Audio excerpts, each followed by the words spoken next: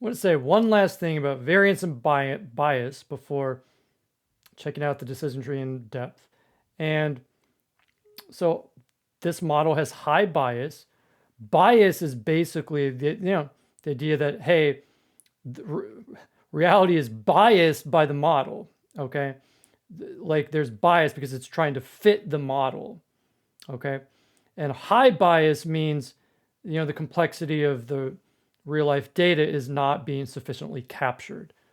You know, the model is too biased towards its own parameters. And for variance, the idea is that if you picked another set of data points, the variance is how much the polynomial would vary compared to this one. Well, we know it'd be totally different. If you picked 8 different data points, you can tell that. Even more so with the 32,000, right? I mean, if you had 32,000 points and you had this model and then you got 32,000 more, what's going to be completely different, and that's not going to generalize well. Because clearly, if you're having a census, you want a model that's going to be similar for every 32,000 people. So that's why we're looking for that balance between variance and bias, which, by the way, are mathematical terms. Okay, so let us now look at the decision tree. Here's an example of a decision tree using our data set, a real one in action. Okay, so let's look at how this works. This says marital status is less than or equal to 0.5.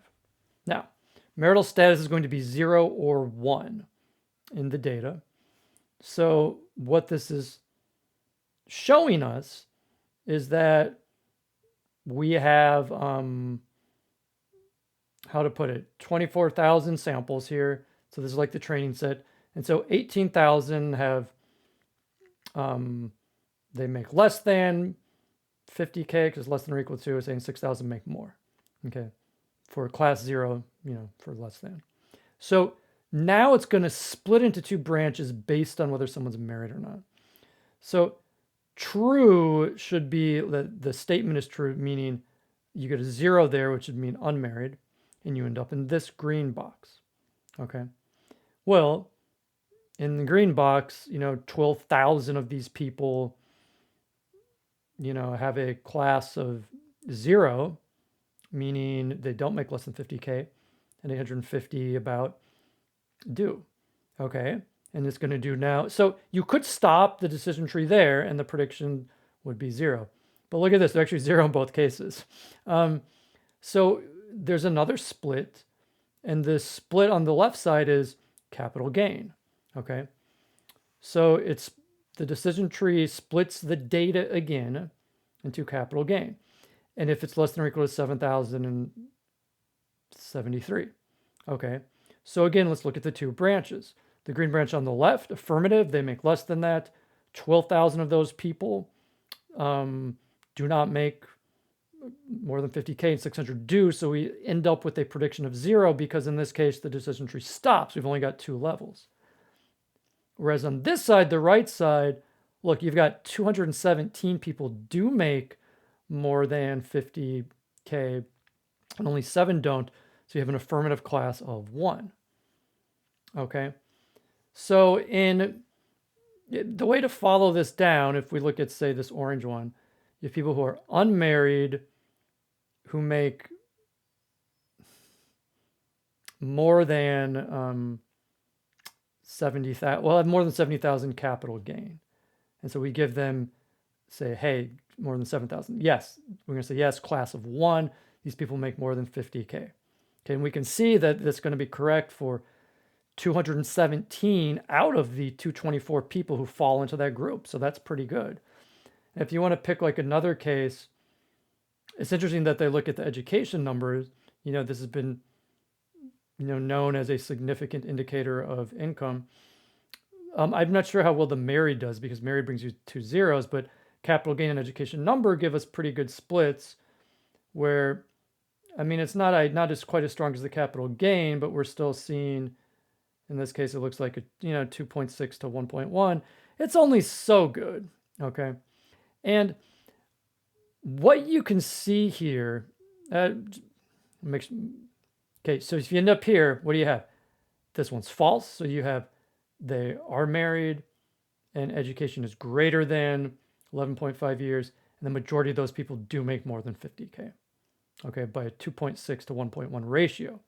Now the Gini tells you how good the split is, right? You can see low Gini is a low air. These ones have, these are pretty strong. Here, higher Gini, it's bigger air. These ones aren't so great, okay? But this is an example of a real decision tree with only 2 levels. Okay, that is 2 branches right here. 1, 2.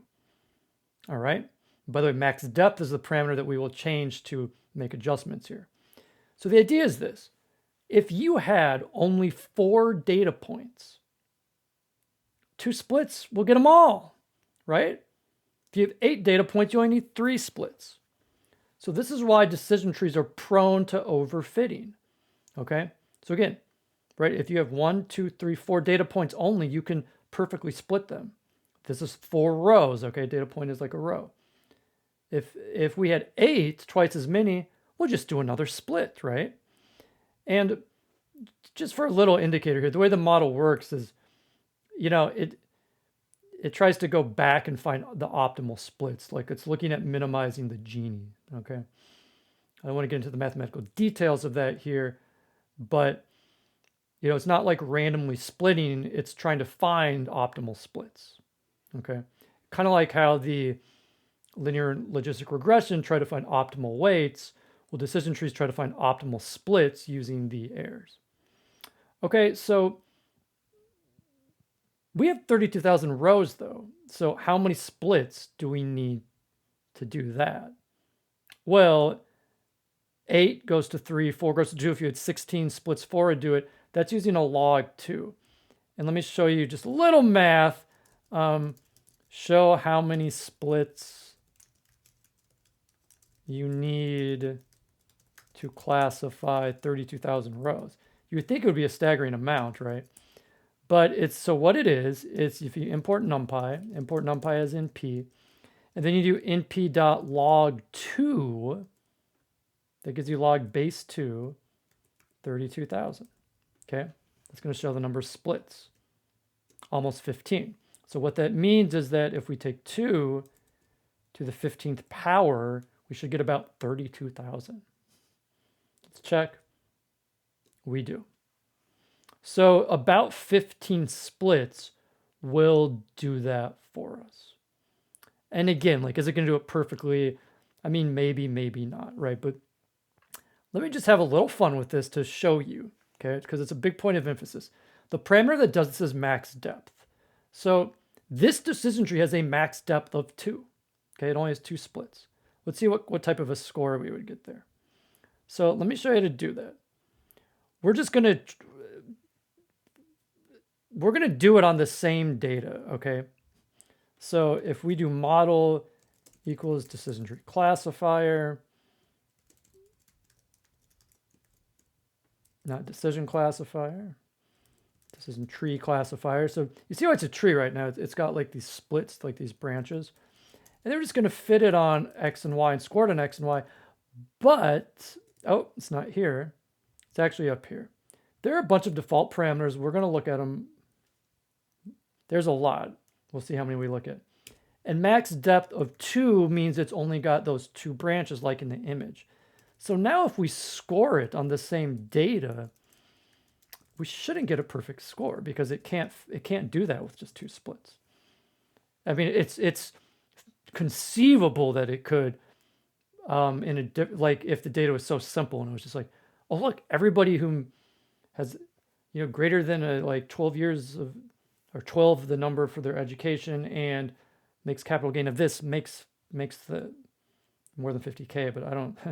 It's not that simple. And when you look, you get 82%, right? It's not it's better than you would think. Okay. So I want to emphasize what we're doing here because I think it's pretty cool. First, we just check, you know, check 15 splits. So what we're doing here is, and max depth is arguably the most important parameter with decision trees. And it's used in all tree-based models too that we'll be using, like random forest gradient boost and an XGBoost. So let's just try decision tree with only 2 branches, you could say. Suppose I say layers. Okay, well, we can do it again. Let's actually write a little function to do this. Anytime you copy code, you should write a function to do it. So def decision tree depth. You put in the depth inside. Okay. And then what you do is you set the model equal to decision tree classifier, and then max depth, that parameter that we're looking at changing again and again, we're going to do it with a function, depth. And then note here that we are fitting and scoring on the same data to emphasize the point. We could do it next with different data. And then, if you like, we could return the score.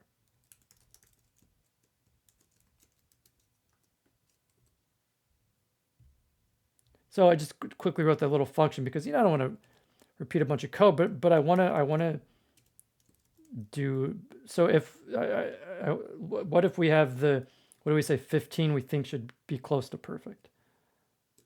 I mean, it's not, right? It's 90 up from 82 because, splitting in each time doesn't give you a perfect split. And so you might say, well, okay, what if we go higher? Okay. And we go to like 20. 94. You can see it's creeping up there, right? Because if you keep forcing the splits, right, eventually you can like see 40 doesn't even do it, right? That's kind of interesting. You need more than 40. Theoretically, you could do it, right? We've shown that. Theoretically, you could do it with 15 if you found perfect splits every time.